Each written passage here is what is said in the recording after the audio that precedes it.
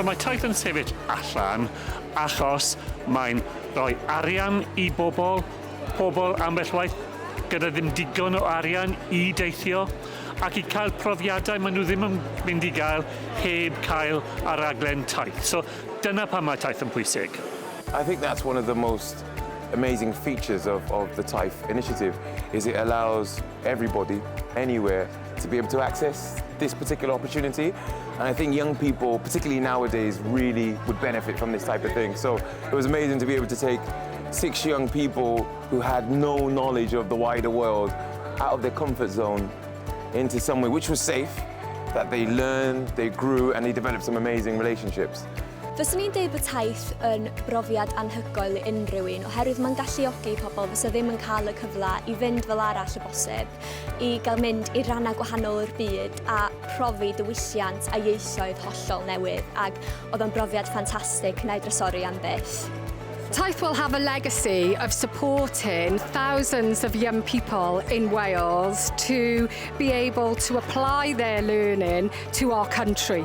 And it will matter to them individually. This will be a once-in-a-lifetime education opportunity that will stay with them for life. So that confidence, that self-esteem, those ambitions will stay with them. But it will also help them to influence other young people and be influential to their nation here in Wales. Dwi'n meddwl effaith I ni fel mudiad I gychwyn efo mae o'n golygu bod ni'n gallu rhoi cyfleoedd I bobl ifanc bregus, ond yn bwysicach yr effaith ar y bobl ifanc yma da ni'n gefnogi, fysa nhw byth yn cael cyfle I wneud hyn fel arall.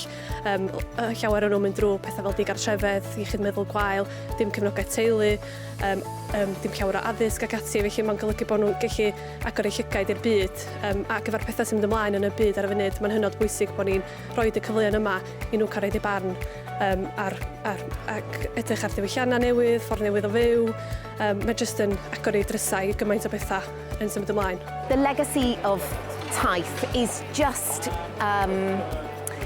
it's about Wales being such an innovative nation, about having this idea, this model, and other countries from all over the world looking at that model and recognising Wales as a place that is outward looking and also very welcoming. I ni wedi gweld lot o ddysgwyr o'r colegau addysg bellach yn cymryd rhan mewn symudedd sydd erioed wedi gwneud o'r blaen. Ond credu bod y ffocws mae taith wedi rhoi ar wneud yn siŵr bod y cyllid yn cyrraedd dysgwyr sydd fel arfer yn cael eu tan-gynrychioli mewn symudedd tramor wedi bod yn rhywbeth really pwysig i'r sector addysg bellach. I think massive, and I think maybe more than anybody imagined at the time. I think as the programme's kind of embedded, it's grown and it's developed, it's been reshaped, and I think, you know, the Taith as an organisation have listened to the people who've participated in it, been really responsive to make changes, to open up more opportunities, and I think that kind of lasting impact, just in terms of the numbers of people who have engaged with it, the range of organisations, and really those, if you look at those individuals who have engaged, they may never have had those opportunities had it not been for Taith. Wel, ni'n mor falch yng Nghymru a popeth sydd yn unigryw I ni yma yng Nghymru a iaith wrth cwrs ond popeth arall sy'n mynd gyda'r Cymru.